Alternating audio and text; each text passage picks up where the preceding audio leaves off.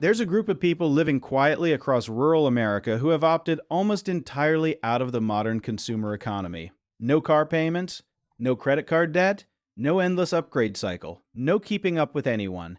And here's the part that should stop you in your tracks. Financially, they are one of the most stable, most resilient communities in the entire country. The Amish. Now, I'm not here to tell you to sell your phone and buy a horse. That's not the point, and it would miss everything that actually matters here. The point is that the Amish have quietly figured out something the rest of us spend our whole lives fighting against, which is that real financial security comes far more from what you refuse to buy than from how much you earn. And when you look at the specific things they refuse to spend money on, you start to realize that most of them have nothing to do with being Amish at all. They're just disciplines. Disciplines any one of us could borrow. My name is Nick, and I spend way too much time thinking about money and about the strange fact that some of the most financially grounded people in America are the ones who buy the least. So let's count down 10 things the Amish never buy and be honest about which of them you could actually adopt without changing a single thing about your life except your bank balance. Stick around for number 10 because it's the one underneath all the others, and it's the one that would change the most. And if this is useful, a like genuinely helps it reach more people. Alright, let's go. Number 1. Consumer debt. This is the foundation of everything else, so we start here. As a general rule, the Amish do not borrow money to fund a lifestyle. No credit card balance is carried month to month, no financing the things they want but can't yet afford. Their whole financial culture is built on the simple, almost radical idea. If you don't have the money for it, you don't buy it yet. And when they do borrow, it tends to be rare, deeply cautious, and community-backed, not a swipe at a register. Think about what that one refusal alone does. No interest payments quietly bleeding out every month. No owing your future income to things you already consumed. The average modern household pours a genuinely painful share of its income into interest on debt for things that are long gone. The Amish simply opted out of that entire drain. And that one decision, made consistently, is worth more than almost any raise. Number 2. Brand new vehicles and the latest technology for status. Now, the Amish famously limit their use of cars and modern tech for religious and community reasons, and that's a bigger conversation. But strip away the religion for a second and look at the money underneath. They are not financing a brand new depreciating vehicle every few years. They're not standing in line for the newest device the moment it drops. They're not paying a premium to own the latest version of anything as a way of signaling that they're doing well. Whatever tools they do use, they use until those tools are genuinely worn out. And they choose them for function, not for what they broadcast to a neighbor. That instinct, buy for use and not for show, and run it into the ground before replacing it, is one of the quietest wealth builders there is, and you don't need a horse and buggy to copy it. Number 3. Cheap, disposable, replace-it-forever junk. The Amish are known for craftsmanship, and that's not just an aesthetic, it's an economic philosophy. They tend to buy or build things that are made to last a lifetime and then get handed down. Furniture, tools, goods that are expensive once instead of cheap over and over. Compare that to the modern default, which is to buy the cheapest possible version of everything, watch it break, and buy it again and again forever. The Amish figured out what's sometimes called the boots theory, that buying quality once is almost always cheaper than buying cheap repeatedly. Buying well is not the same as buying expensive, it's buying once. In a household that buys things built to last quietly, stops the endless bleed of replacing the same junk every couple of years. Number 4. Convenient spending and impulse buys. Amish life is largely built around doing things themselves, at home, from scratch. The food, the cooking, the making, the fixing. Which means they simply never generate the 1,000 tiny convenience charges that quietly define modern spending. The impulse grab at the register, the thing bought because it was easier than the alternative in the moment. The small daily leaks that don't feel like anything individually, but add up to a staggering number over a year. They're not being heroic about it. It's just that a life built around doing rather than buying doesn't produce those little leaks in the first place. And you can borrow a slice of that without churning your own butter, just by noticing how much of your spending is pure convenience on autopilot. Quick pause, because the next 5 are where it really gets interesting. If you're finding this useful, drop a comment and tell me which one of these you think you could actually adopt, because I'm genuinely curious. And a like helps this reach the next person. Okay, back to it. Number 5. Status symbols and luxury for show. Humility is a core value in Amish life, and one of the practical results is that there is essentially no incentive to buy things purely to look wealthy or important.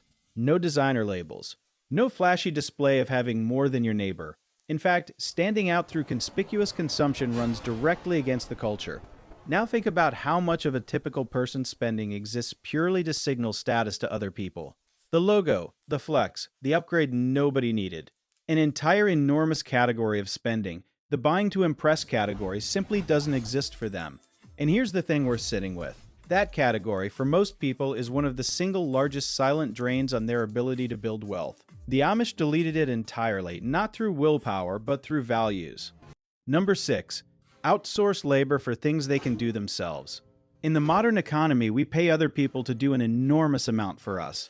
Prepared food, repairs, services, tasks we could technically handle ourselves, but pay to outsource because we're busy or it's easier.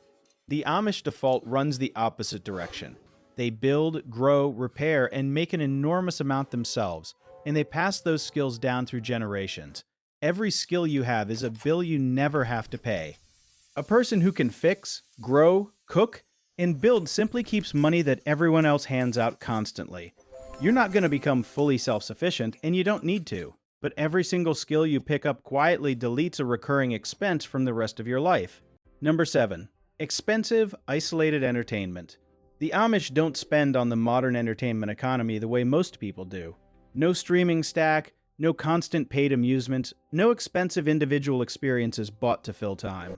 Their social and recreational life is built around community, gatherings, shared meals, visiting, and it's largely free. Compare that to how much a typical household spends just to be entertained, alone, on a screen, month after month.